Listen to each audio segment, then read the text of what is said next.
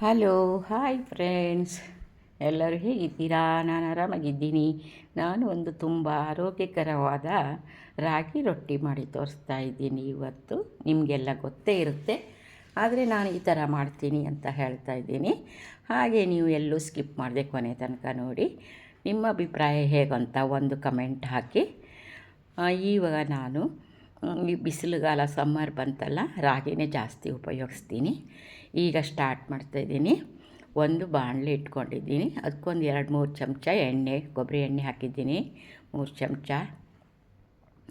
ಹಾಗೆ ಅದು ನಿಧಾನ ಬಿಸಿ ಆಗ್ತಾಯಿದೆ, ಯಾಕಂದರೆ ದೊಡ್ಡ ಉರಿ ಇಟ್ಕೊಂಡಿಲ್ಲ ನಾನು. ಈಗ ರೊಟ್ಟಿಯಲ್ಲಿ ಎಷ್ಟೊಂದು ವಿಧ ಮಾಡ್ತಾರೆ ಎಲ್ಲರೂ. ಇದೇ ರಾಗಿ ರೊಟ್ಟಿನೂ 2-3 ಥರ ಮಾಡ್ತಾರೆ, ಅಕ್ಕಿ ರೊಟ್ಟಿನೂ 2-3 ಥರ ಮಾಡ್ತಾರೆ. ನಾನು ಒಂದು 2 ಥರದ್ದು ಮಾಡ್ತೀನಿ. ಹಿಂದೆ ಒಂದು ಸರ್ತಿ ಅಕ್ಕಿ ರೊಟ್ಟಿ ತೋರಿಸಿದ್ದೀನಿ.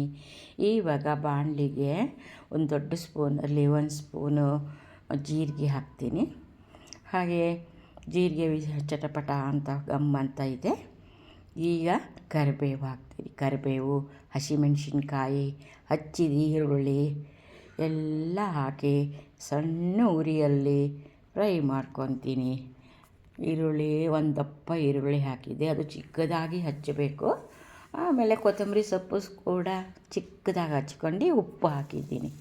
ಇಷ್ಟನ್ನು ಚೆನ್ನಾಗಿ ಬಾಡಿಸ್ಕೋಬೇಕು. ಅಂದರೆ ರೊಟ್ಟಿ ಜೊತೆ ಅಷ್ಟು ಬೇಯೋದಿಲ್ಲ, ಇದು ಆಲ್ಮೋಸ್ಟ್ ಹಾಫ್ ಬೆಂದಿರುತ್ತೆ. ಸ್ವಲ್ಪ ಕೊಬ್ಬರಿ, ಹಸಿ ಕೊಬ್ಬರಿ ಒಂದು ಅರ್ಧ ಬಾಟ್ಲು ತುರಿದು ಇಟ್ಕೊಂಡಿದ್ದೀನಿ. ನೋಡಿ ಎಲ್ಲ ಫ್ರೈ ಆಗ್ತಾಯಿದೆ. ಗ್ಯಾಸ್ ಆಫ್ ಮಾಡಿಬಿಡ್ತೀನಿ. ಈಗ ಇದು ಸ್ವಲ್ಪ ಹಾಗೆ ಬೇಯುತ್ತೆ. ಮತ್ತು ಇನ್ನೊಂದು ಪಾತ್ರೆಯಲ್ಲಿ ನೀರು ಇಟ್ಕೊಂಡಿದ್ದೀನಿ ಕುದಿಯಲಿಕ್ಕೆ, ಬಿಸಿ ಬಿಸಿ ನೀರು. ಈಗ ಇದು ತಣ್ಣಗಾಗಿದೆ. ರಾಗಿ ಹಿಟ್ಟು 1.5 ಕಪ್ ಹಾಕಿದ್ದೆ. ನಿಮ್ಮ ಕ್ವಾಂಟಿಟಿ ಎಷ್ಟು ಬೇಕೋ ಅಷ್ಟು ಹಾಕ್ಬೋದು, ಜಾಸ್ತಿ ಜನ ಇದ್ದರೆ ಹಾಕ್ಕೊಳ್ಳಿ. ನಾನು ಇಷ್ಟೇ ಸಾಕು ಹಾಕಿದ್ದೀನಿ. ಇವಾಗ ಇದ್ರ ಮೇಲೆ ನಾವು ಕಾಯಿಸಿ ಇಟ್ಕೊಂಡಿದ್ದ ಬಿಸಿ ಬಿಸಿ ನೀರು ಹಾಕ್ತೀನಿ. ಅದು ಹಾಗೆ ನೋಡಿ ಹೇಗೆ ಇಂಗುತ್ತಾ ಇದೆ. ಎಷ್ಟು ಬೇಕೋ ಅಷ್ಟು ನೀರು ಒಂದೇ ಸರ್ತಿ ಹಾಕಿಬಿಡಬೇಕು. ಮುದ್ದೆ ಥರನೇ ಬರುತ್ತೆ ಇದು.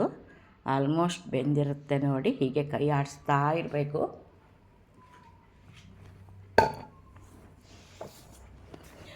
ಸ್ವಲ್ಪ ದೋಸೆಗಿಂತ ಎಲ್ಲ ಸ್ವಲ್ಪ ಲೇಟ್ ಆಗುತ್ತೆ, ಆದರೆ ತಿನ್ನೋಕ್ಕೆ ರಾಗಿ ರೊಟ್ಟಿ ತುಂಬ ಚೆಂದ. ನಾನು ಇದ್ರ ಜೊತೆ ಒಂದು ಕೂರ್ಮ ಮಾಡಿದ್ದೀನಿ. ಹಾಗೆ ಚಟ್ನಿ ಪುಡಿ ಇದೆ. ಒಂದು 10 ನಿಮಿಷ ಹೀಗೆ ಮುಚ್ಚಿ ಇಡ್ತೀನಿ. ಅದು ಇಂಗುತ್ತೆ. ಆಗಿದೆ ನೋಡಿ. ಇವಾಗ ಎಲ್ಲ ಕೈಯಿಂದ ಉಂಡೆ ಥರ ಮಾಡಬೇಕು. ಎಲ್ಲ ಪ್ರೆಸ್ ಮಾಡಿ ಅದನ್ನೆಲ್ಲ ಮಿಕ್ಸ್ ಮಾಡಿ ಚಿಕ್ಕ ಚಿಕ್ಕ ಉಂಡೆ ಆಗಿ ಮಾಡ್ಕೊತೀನಿ. ತುಂಬ ದೊಡ್ಡದೇನು ಮಾಡಲ್ಲ. ಕೈಗೆ ಸ್ವಲ್ಪ ನೀರು ಮುಟ್ಕೊಂಡ್ರೆ ಕೈಗೆ ಅಂಟಲ್ಲ ಫ್ರೆಂಡ್ಸ್.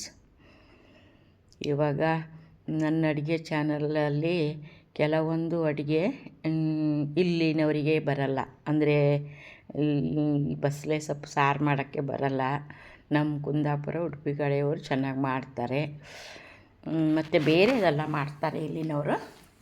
ನಾವು ಇದು ಈ ಥರ ಕಡಿಗೆ ಹುಳಿ ಡಿಫ್ರೆಂಟು. ಇವಾಗ ಚಿಕ್ಕ ಚಿಕ್ಕ ಉಂಡೆ ಮಾಡಿ, ನಂದು ಹೋಳಿಗೆ ಕವರ್ ಇದೆ, ಅದು ಪೇಪರು, ಅದನ್ನು ಹಾಕಿ ತಟ್ಬಿಟ್ಟು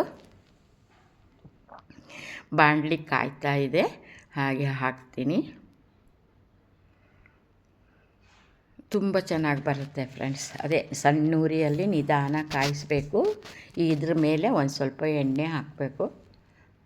ಹಾಗೆ ಎರಡು ಕಡೆನೂ ತಿರುವಿ ಚೆನ್ನಾಗಿ ಕಾಯಿಸಬೇಕು.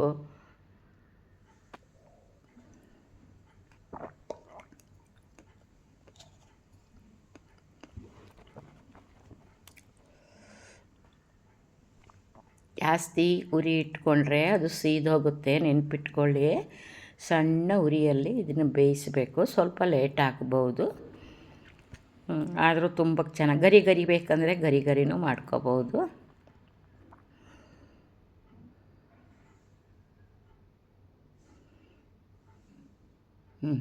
ಎಷ್ಟು ಚೆನ್ನಾಗಿ ಬಂದಿದೆ ನೋಡಿ. ಒಂದು ಸ್ವಲ್ಪನೂ ಕಟ್ಟಾಗಿಲ್ಲ, ಯಾಕಂದರೆ ಫುಲ್ ಅದು ಹಿಟ್ಟು ಮುದ್ದೆ ಮಾಡುವಾಗಲೇ ಬೆಂದು ಹೋಗಿಬಿಟ್ಟಿದೆ. ಹಾಗೆ